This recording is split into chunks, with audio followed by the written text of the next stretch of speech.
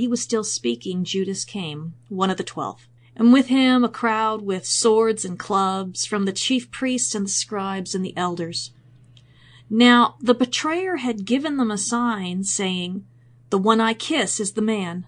Seize him and lead him away under guard." And when he came, he went up to him at once and said, "Rabbi!" And he kissed him. And they laid hands on him and seized him. But one of those who stood by drew his sword and struck the servant of the high priest and cut off his ear. And Jesus said to them, "Have you come out against a robber with swords and clubs to capture me?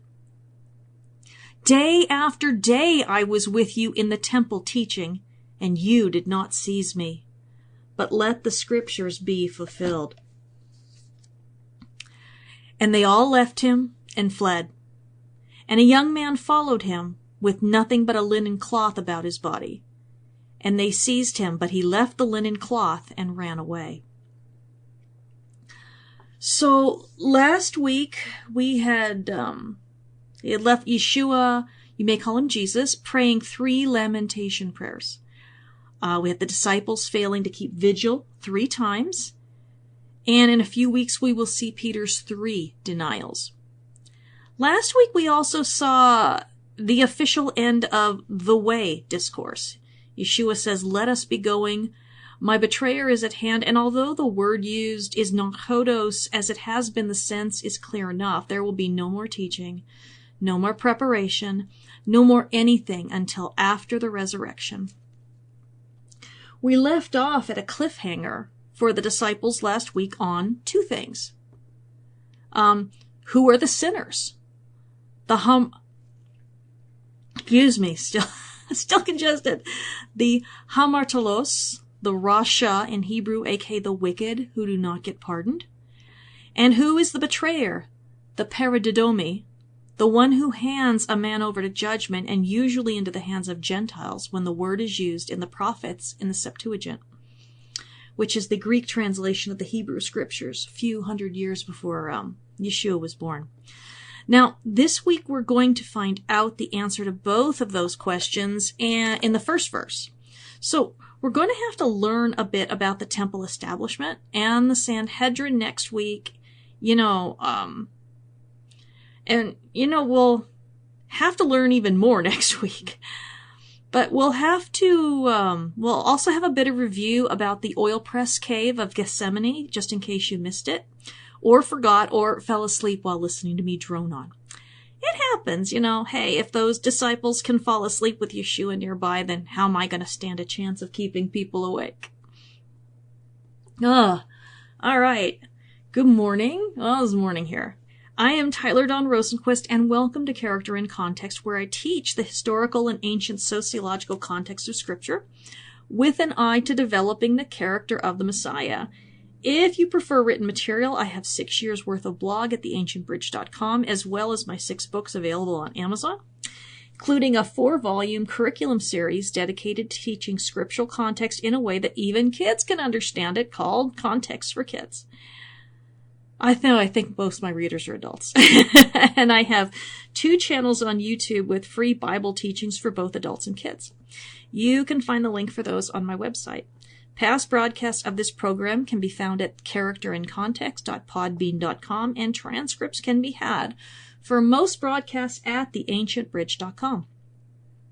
If you have kids, oh my goodness, I also have a weekly broadcast where I teach them Bible context in a way that shows them why they can trust God and how He wants to have a relationship with them through the Messiah. All scripture this week comes from the ESV, the English Standard Version, but you can follow along with whatever Bible you want. A list of my reading resources, my study resources, can be found attached to the transcript for part 2 of this series at theancientbridge.com. This week we are mostly in Mark 14, and we're coming close to the end. Remember, this is the longest chapter in the Gospel of Mark, and one of the longest chapters in the Bible, period. There's a lot to cover, and it wouldn't have been good to break it up any other way. And remember, Bible books didn't usually have chapters and verses. Those are very modern. Those are like 600 years ago, I think, for verses. Chapters, I can't remember. I would have to look it up. I always have to look it up. I mean, I write about it often enough, but I don't memorize those numbers. Anyway, so we're only going to read 2 names in this section. The names of Yeshua and Judas. Okay, just a funny aside. There are folks who get really unhappy about the name Jesus because, there's no J in Hebrew, which is true, but they won't hesitate to say Judah oftentimes. But even if they say Yehuda, instead they will say Julius Caesar. Well, there was no J in Latin either. Just saying, So truth is, if we refuse to pronounce the J ever, the world would get super confusing.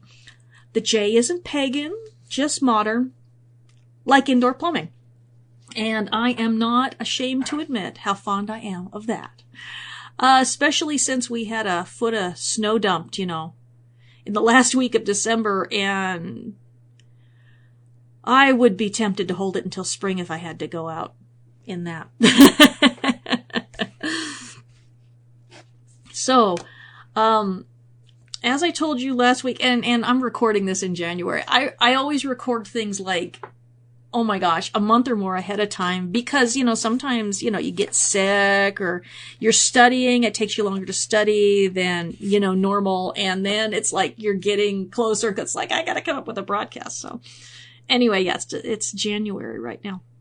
But as I told you last week, there is ample scholarly and archaeological evidence to suggest that Yeshua and his disciples up to this point in the Gethsemane narrative were inside a very large cave that still exists on the Mount of Olives that was used as an olive press in the 1st century and was also used for oil storage. Nights this time of year in Jerusalem are cold and they can also be very damp. Sleeping in an orchard under the stars wouldn't be anyone's idea of a good time. Let me tell you, it's like, dang, which is why they often stayed in Bethany for the night. An oil press cave would be relatively unused, except in the fall months, and so it would provide a dry, warm shelter out of the wind. As we'll see in the final verse this week, they couldn't have been out exposed to the elements. All right. So I believe that this happens as Yeshua and the 3 are exiting the cave into the orchard, which is an acceptable translation of both Korion, which means place in Mark, the place of Gethsemane, and Kapos, garden in John, and is in keeping with the locale and the description Gethsemane, which translates contextually to oil press in Hebrew or wine press, literally.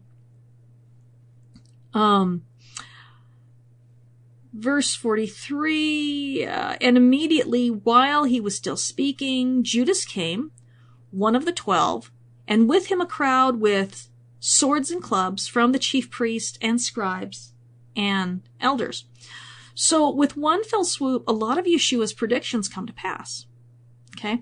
He's betrayed by one of the 12, no less, and his betrayal involves the leadership of Israel in the persons of chief priests, who constitute the temple elite establishment of the high priestly family and the permanent temple officials, the scribes who served as legal retainers to the elite, and the elders.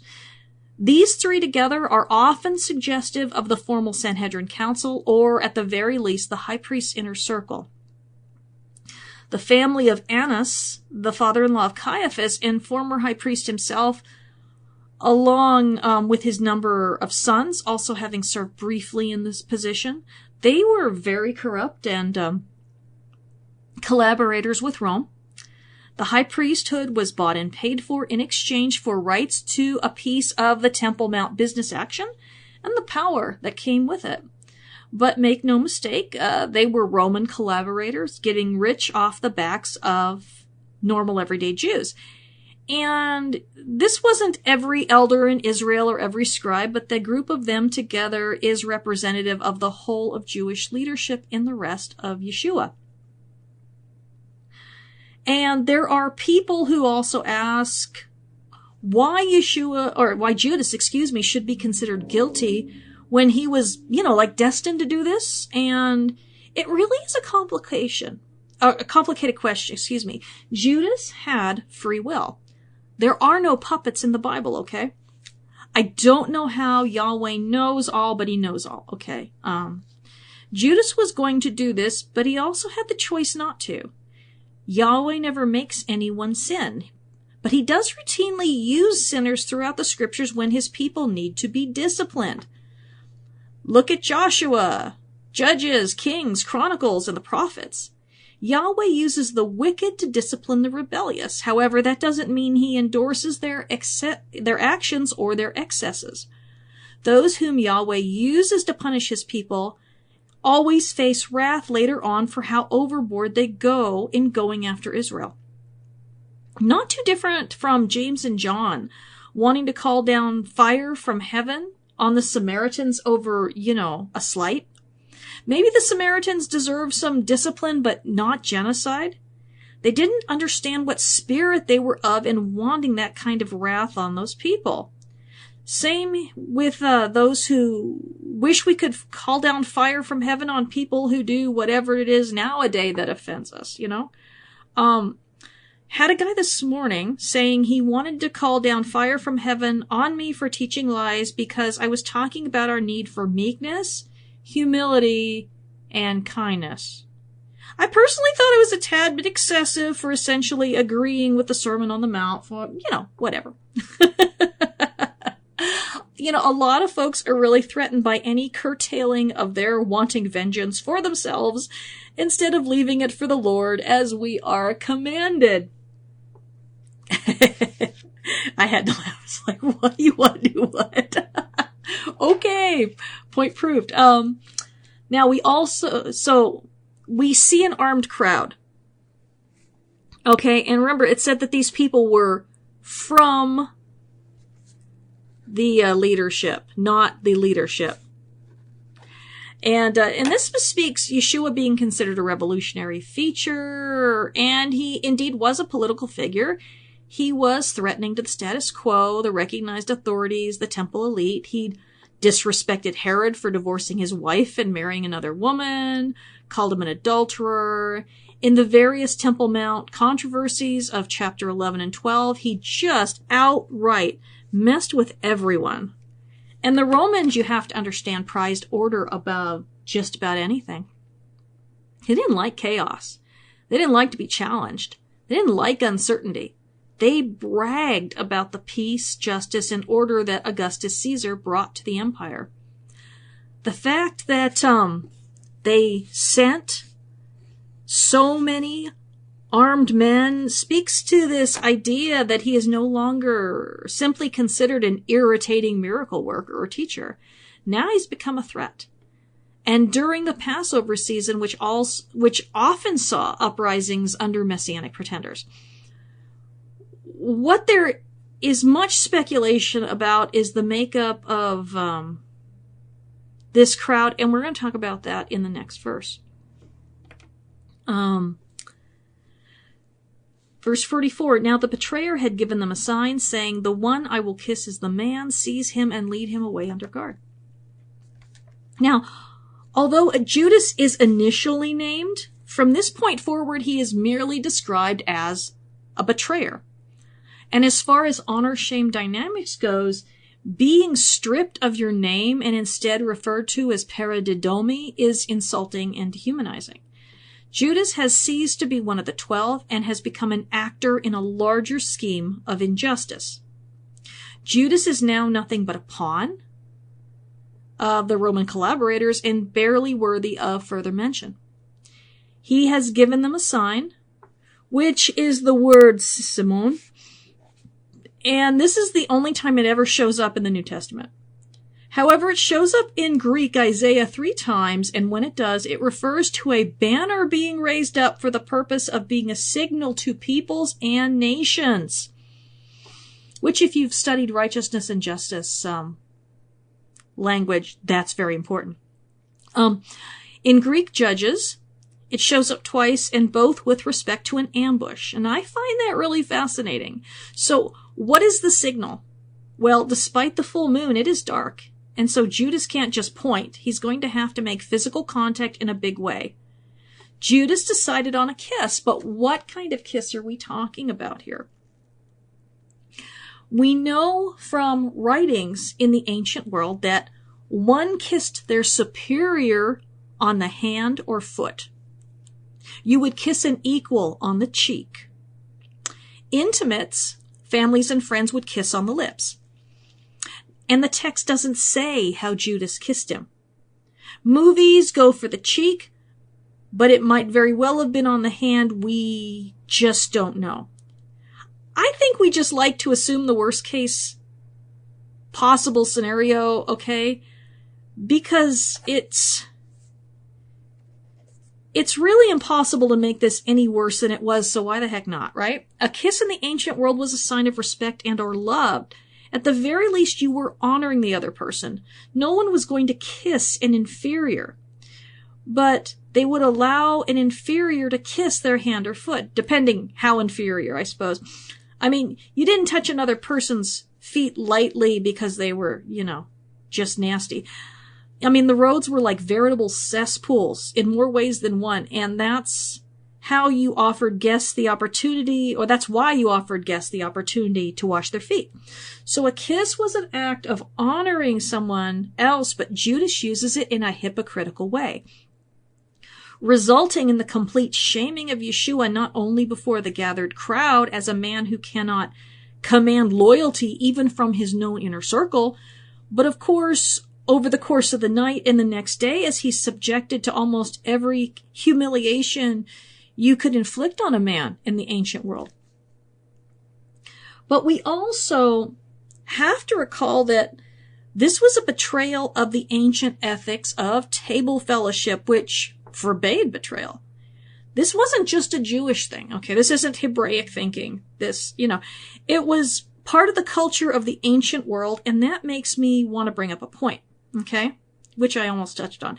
Oftentimes people reading the Bible outside of the historical context will call certain things Hebraic thinking and presume that we should emulate whatever it is.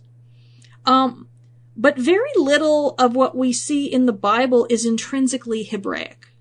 And besides, things changed over time. What we see more often would be properly designated as ancient Near Eastern thinking or Greco-Roman thinking. But folks who haven't adequately studied often miss that the Bible will describe things as they happened and not as our ideals for imitation. Mindsets obviously about men and women and children and slaves and foreigners and everything were more often just the product of the surrounding culture than what Yahweh was intending in the beginning. Certainly, Yahweh did not intend for the subjugation and ownership of one human being by another or divorce or whatever. But as we talked about when we studied Mark chapter 10, Moses made allowances, and that's what Yeshua called these rulings. For, in light of their starting situation in the ancient Near Eastern brutality, in order to make steps in the right direction based on the cultural reality. You can't change everything overnight. So although we never see reference to the laws of table fellowship in the ancient world within the Bible, we do know them from other sources, and we see them played out in the Bible. And unlike things like slavery and other forms of oppression, this isn't a bad system. It just isn't Hebraic in nature, but the way things were in the world. Now, Judas tells them he's going to kiss the man.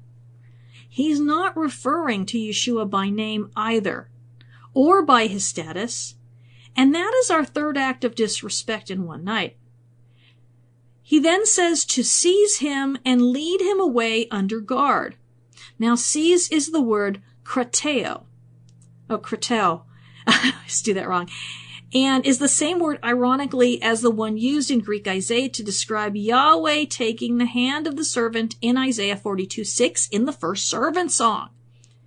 Yahweh speaks in this verse of taking the servant by the hand and giving him as a covenant for the people of Israel as well as a light to the nations. The They are also told to lead him away under guard, which tells us a bit about the composition of at least part of the mob. The previous verse said they were armed with clubs and sticks, which is how rioters were generally controlled by the Romans.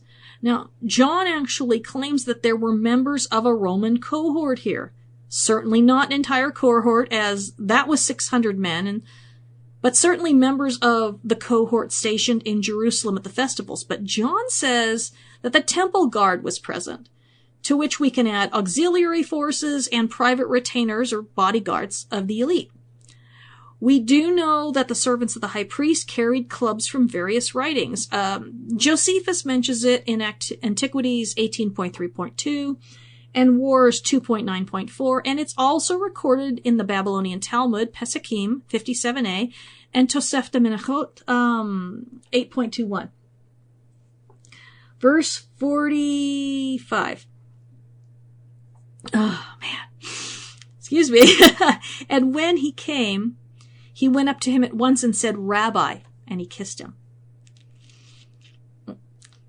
Although Yeshua was repeatedly mocked and shamed over the course of the night and the next day, this was actually the first incident. All right. Judas comes boldly toward Yeshua, greets him with the title Rabbi, which we have seen before along with the title of teacher. Rabbi means my master. And added to the kiss, it couldn't possibly be any further from Judas's actual motivations. At this point, in the eyes of the armed crowd, Yeshua became an object of scorn and disdain because even one close enough to call him master and kiss him was disloyal. Yeshua, therefore, would be seen as either being unworthy of honor, based on his character that, the inner circle would know, right? And especially within the context of teacher-disciple relations, which were more sacred than the father and son relationship even among the pagans. After all, a father only gave you life, but a teacher gave you wisdom and learning, which was considered far more important in those times. All right? And you see that in the Talmud too. Where it's like your rabbi is, or the scholar you study under, this was when things were a lot different. Your rabbi was more important than your father because all your father did was give you life. Your rabbi gave you Torah. All right. Now, this scene is also, or maybe it was Torah scholar. Maybe that's it. I can't remember. This scene is also reminiscent of the treacherous actions of Joab toward Amasa after Absalom passed over Joab. Absalom passed over Joab for the job of commander over his short-lived army in his rebellion against his father. Joab had a dagger hidden and clasped Amasa as if to greet him with a kiss and then killed him. Joab was generally a treacherous kind of guy. He really was. And verse 46. And they laid hands on him and seized him. Hands are really important in the Gospel of Mark. And in fact, you can tell a lot of people by what they do with their hands, which I've never taught on, but I'm working on it. Okay. Do they heal? Or touch the unclean, or feed, or raise people up? Or are they obsessed with traditional washings, or violent, or unwilling to help those in need?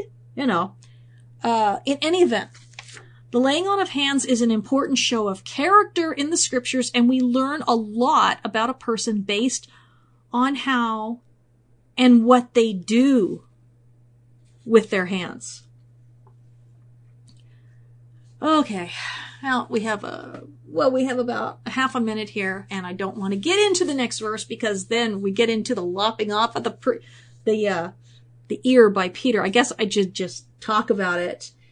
A lot. This is more complicated than it appears on the surface, and that's why I love Bible context. But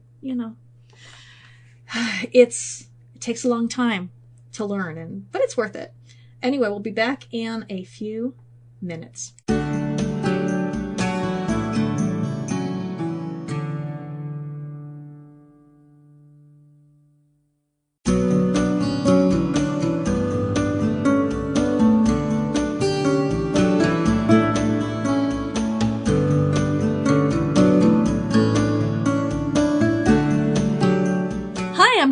Rosenquist, and welcome back to the second half of this week's Character and Context, where we're talking about the betrayal and kiss of Judas and the abandoning of Yeshua, or you may call him Jesus, by his disciples as prophesied. And we are on Mark chapter 14, verse 47. But one of those who stood by drew his sword and struck the servant of the high priest and cut off his ear. I'm going to introduce you guys to whom I assume will be a new scholar to you, as I've never mentioned her before. Her name's Paula Fredrickson from the Hebrew University in Israel. She wrote a really nice article called Arms and the Man, which I will link in the transcript so you can read it, where she makes a very interesting point and proposes an ingenious, biblical, and historical solution to what is a debate. Because there is debate about this sword, because the word makara is also the translation of the Hebrew word ma'achlet,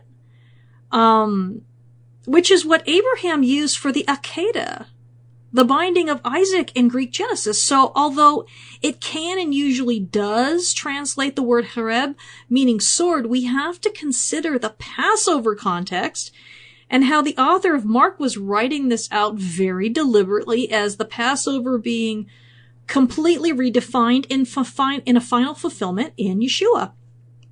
Now the binding of Isaac, of course, and the substitution of the ram, which we talked about last week, is considered a foreshadowing of the first Passover because of the substitution of the ram for the firstborn son of Abraham.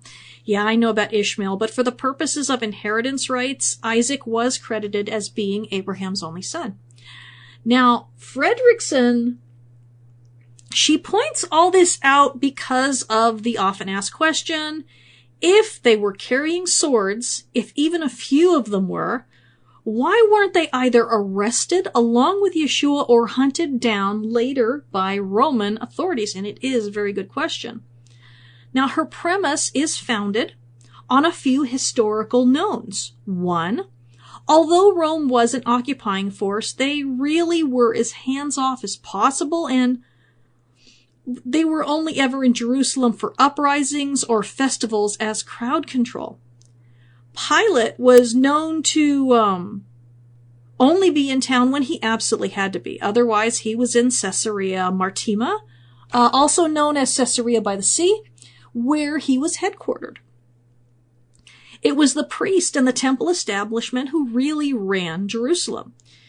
Yeshua was more of a political threat to them than to Rome, as evidenced by the fact that the soldiers who were constantly on watch over the temple grounds from above at the fortress Antonia, which was joined to the northeastern corner of the Temple Mount by a stairway, as we see when the guards rushed in the riot to kill Paul in Acts 22, and in both Josephus's Antiquities and Wars.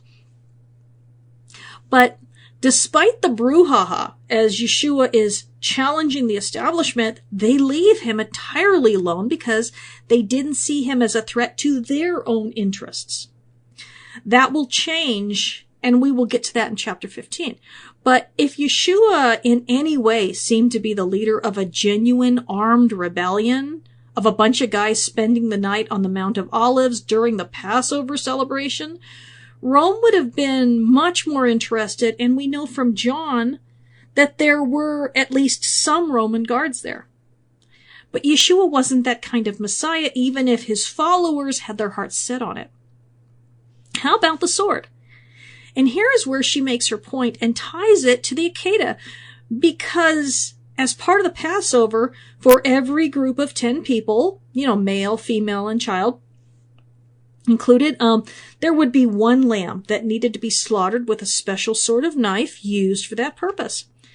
And it wasn't like there were lockers, and so these valuable knives would be kept on the person of the traveler sheathed.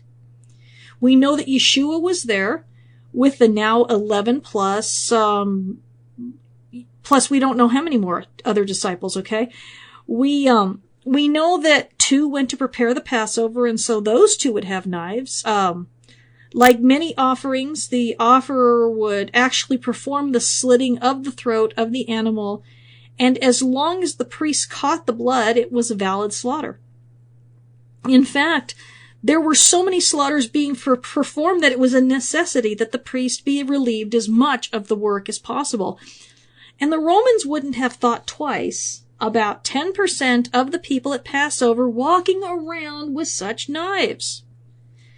They were only good for extremely close combat, and even with that, you'd have to catch another armed man by surprise. Certainly wouldn't be much use against a sword.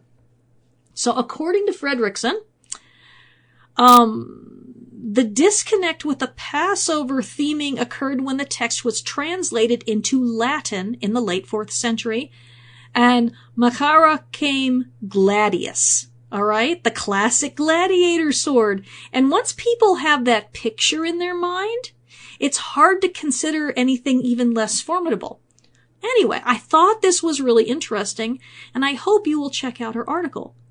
Needless to say, if the Roman soldiers were alerted at this point to the possibility of Yeshua being an insurrectionist and not simply there to support the high priest, I believe they would have gone after Yeshua's followers as well, or at least the guy who drew the knife or sword or whatever. I mean, Rome was pretty brutal about crushing insurrections. All right, back to the verse, one of those who stood by. And the author of John says Peter, many, many years after the fact, probably many decades after the fact, once everyone involved, had already died. And no one has any trouble believing it was Peter. No one, because, well, that's just the sort of thing we've come to expect from, his pre-resurrection rashness. Okay? He could have easily drawn a sacrificial knife and gotten close enough to the servant of the high priest identified as Malchus in John to lop off his ear. It's like, oh, Peter. And we have no account in Mark of the healing of the ear. Only Luke talks about Yeshua healing the ear. But this was an executable offense, cutting off the ear of the servant of the high priest, who would likely be a Levite himself. All right? So we can see why no one would use names at this time. And it also gives some insight into why Peter would be extra horrified to be identified as having been there at the arrest. Verse 48. Oh, and by the way, the sword, to only cut off someone's ear, that would take mad skills. Okay? Be much easier with just a knife. I couldn't imagine taking off someone's ear without a sword unless you were like gouging their neck too, really seriously.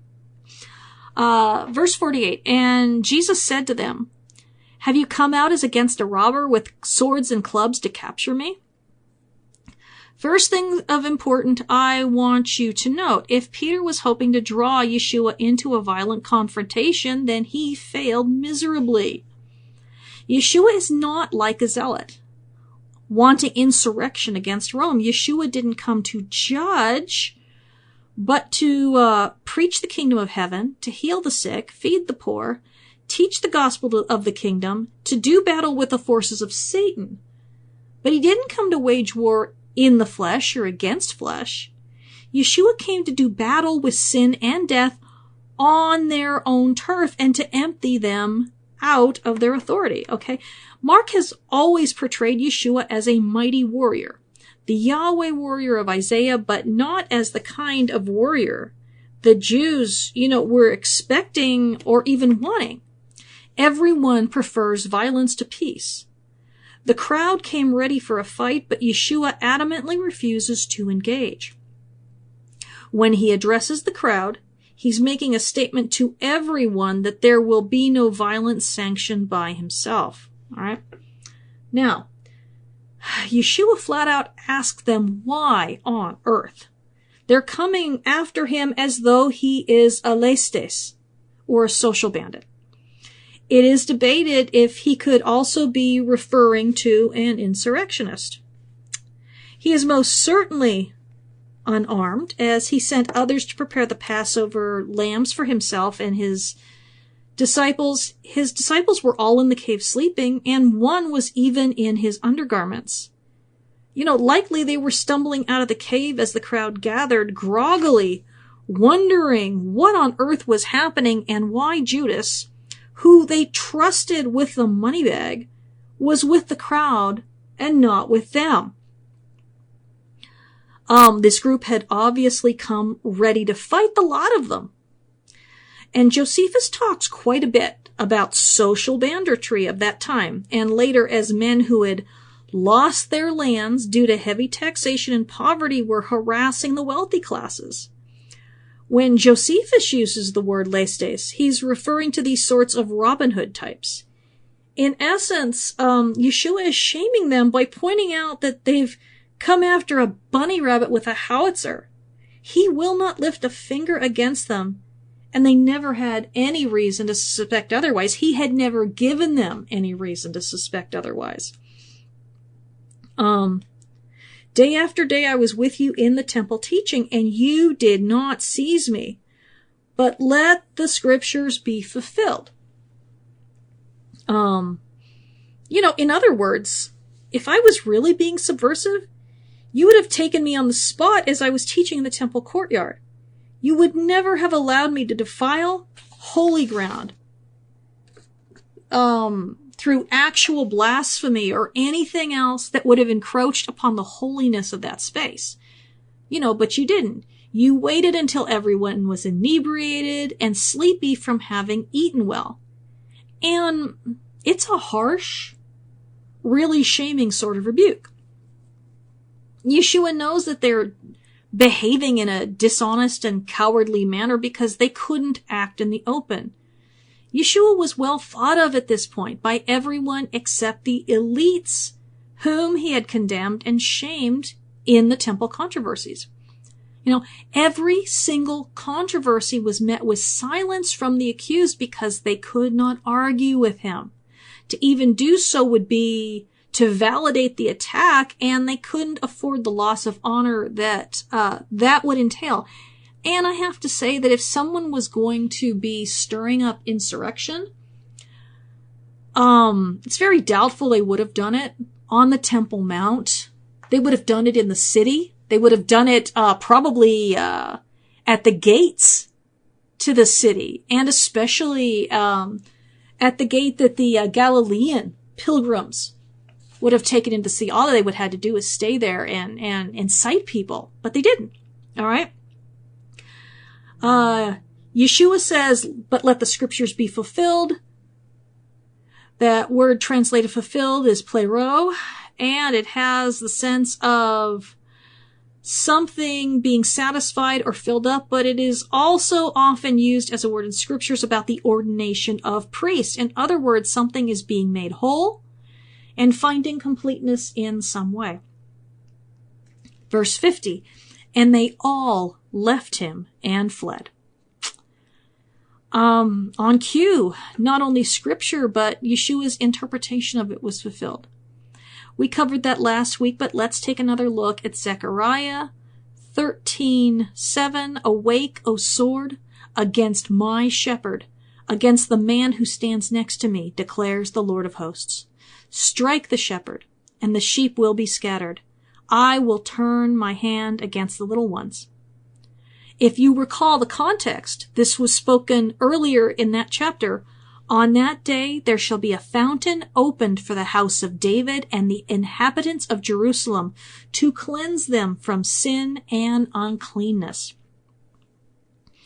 And this will happen, of course, on this same day when Yeshua's side is pierced and water and blood pour out, like the watered-down wine served at the Seders.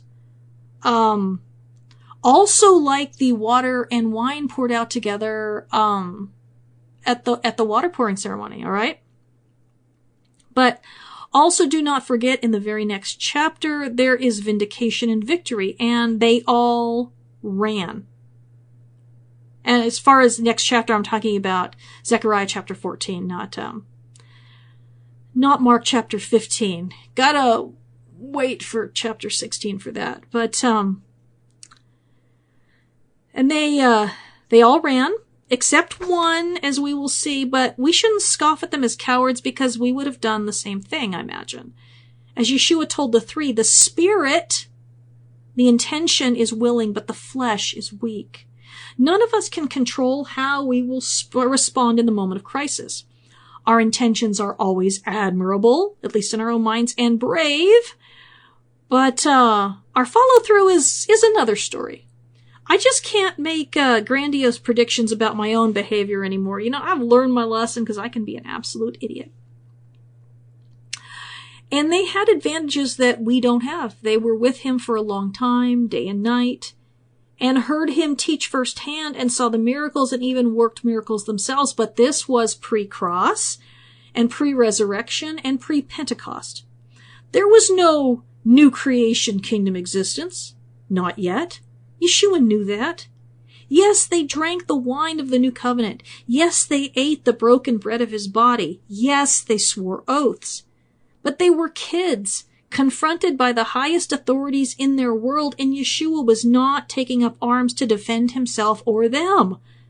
I mean, now, finally, they see the truth that he will not be the vengeful, violent, conquering Messiah that they've been hoping for, praying for, I imagine. And I imagine that the moment was crushing in more ways than we can possibly imagine. I mean, our generation gets upset if their presidential candidate doesn't win. I mean, I actually saw people predicting a rapture, which I find absolutely no support of in Scripture, take it in context. I saw people predicting a rapture last January 2021, because they proclaimed that God would never allow Biden to be president over his people. Huh. Strange. He doesn't seem to care about people who are a whole lot more faithful than us being, you know, they're under the thumb of the communist leaders in Asia and the Shiite Muslims and so many other groups who are actually torturing Christians. But yeah, Biden's the cause for a rapture.